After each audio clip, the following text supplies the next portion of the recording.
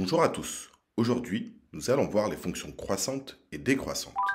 On dit qu'une fonction f est croissante sur d lorsque pour tout réel a et b de d tel que a plus petit que b, on a f de a plus petit ou égal à f de b.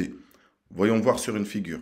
Donc là, nous avons une fonction, on prend un point A, on regarde, on trouve son ordonnée, f de a, on fait la même chose avec b, on trouve son ordonnée, f de b, et là on s'aperçoit que a est plus petit que b, f de a est aussi plus petit que b. La fonction f est croissante, entre guillemets, elle monte.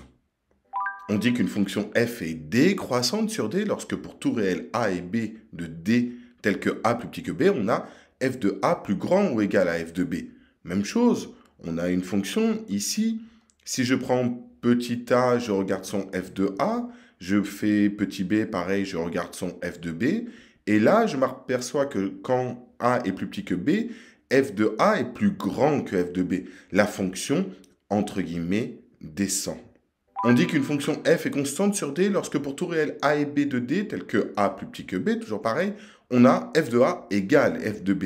Voyons voir sur cet exemple, la fonction f, elle est constante. Si je prends a, je trouve f de a facilement. Si je prends b, je trouve aussi f de b facilement. Et je m'aperçois que quand a est plus petit que b, eh bien, f de a est égal à f de b.